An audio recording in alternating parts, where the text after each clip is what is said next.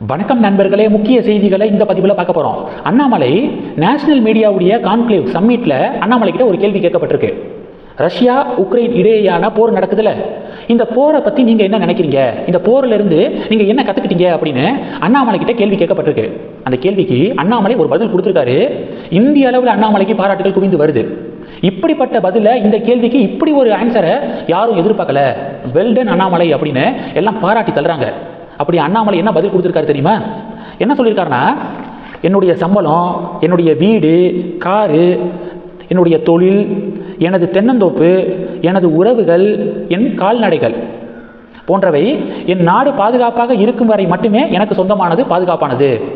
என் நாடு சேஃப்டியாக இருக்கிற வரைக்கும் மட்டும்தான் இதெல்லாம் எனக்கு சொந்தம். என் நாடு சேஃப்டியாக இல்லை அப்படின்னா இது எதுவுமே எனக்கு சொந்தம் இல்லை அப்படிங்கிறத உக்ரைன் ரஷ்யா இடையேயான போர் எனக்கு உணர்த்துது அப்படின்னு அண்ணாமலை பதில் கொடுத்துருக்காரு. மேலும் அண்ணாமலை தொடர்றாரு. என்னன்னா, மற்றபடி எல்லாமே புகையாக எழுவதற்கும், ஒரு மிசைலை வச்சு அட்டாக் பண்ணிட்டாங்க அப்படின்னா எதிரி நாடுகள், அவ்வளோதான், ஒன்றுமே இருக்காது, சாம்பல் தான் மிஞ்சும். அதான் சொல்கிறாரு. எல்லாமே புகையாக எழுவதற்கும் ஒரு சிங்கிள் டீக்கு அலைவதற்கும் அதிக நேரம் எடுக்காது. நாடு சேஃப்டியாக இருந்தால் தான் எல்லாம் எனக்கு சொந்தம். நாடு சேஃப்டியாக இல்லைன்னா இது எல்லாமே ஒரு புகையாக எழுவதற்கும் ஒரு சிங்கிள் டீக்கு அலைகிறதுக்கும் ரொம்ப நேரம் எடுக்காது. அதனால நேஷனல் செக்யூரிட்டி தான் பிரைமரி அப்படின்னு அண்ணாமலை குறிப்பிட்டிருக்காரு. இன்னைக்கு உக்ரைன் ரஷ்யா இடையேயான போரின் காரணமாக 2 மில்லியனுக்கும் அதிகமான உக்ரைன் நாட்டை சேர்ந்தவர்கள் எல்லாத்தையும் விட்டுட்டு, உக்ரைன்லேயே விட்டுட்டு வேறு நாட்டில் தஞ்சம் அடைந்துள்ளனர். அவர்களுக்கு அடைக்கலம் கொடுக்கும் அண்டை நாட்டாரை பெற்றிருப்பது அவர்களது அதிர்ஷ்டம்.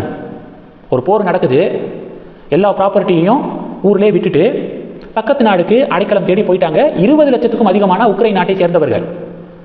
அடைக்கலம் தேடி போன உக்ரைன் நாட்டை சேர்ந்தவர்களை அண்டை நாடுகள் வெல்கம் பண்ணியிருக்காங்க. இது உக்ரைன் நாட்டினருக்கு கிடைத்த அதிர்ஷ்டம்.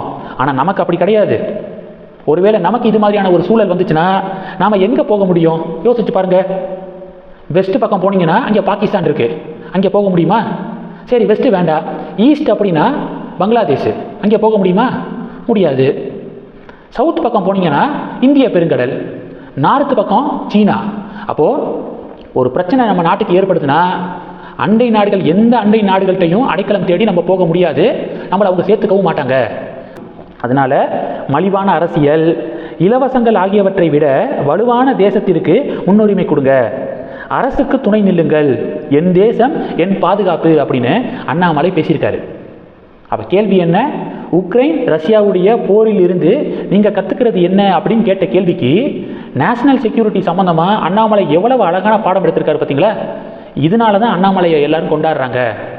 திராவிட கட்சிகள் அண்ணாமலைக்கு எதிராக என்னென்னமோ நெகட்டிவை மக்கள் மத்தியில் திணிக்கலாம் அப்படின்னு சொல்லிட்டு பல முயற்சிகள் மேற்கொண்டாங்க. இன்னைக்கு பிஜேபியில் அண்ணாமலைக்கு எந்த பதவியும் இல்லை. ஸ்டில் அண்ணாமலையுடைய பேச்சுக்கு கூட்டம் கூடுது. அண்ணாமலை ஒரு ப்ரெஸ் மீட் கொடுக்குறாரு அப்படின்னா பரபரப்பாகுது தமிழ்நாடு. காரணம் என்ன? இது மாதிரியான கிளாரிட்டியோடு பேசக்கூடியவர் அண்ணாமலை அப்படின்னு பாஜக காரங்க ஃபயர் விட, பங்காளி கட்சிகள் கதற. ஸோ இந்த டாப்பிக்கு தமிழகத்தில் பரபரப்பை ஏற்படுத்தியிருக்கு. இந்த செய்திகளை பற்றி உங்களுடைய பார்வைகளை மறக்காமல் கமெண்ட் பண்ணுங்கள். தொடர்ந்து கணக்கில் இருங்க. அடுத்தடுத்து நிறையா பதிவுகளை பார்க்க போகிறோம். நன்றி. ஜெய் ஹிந்த்.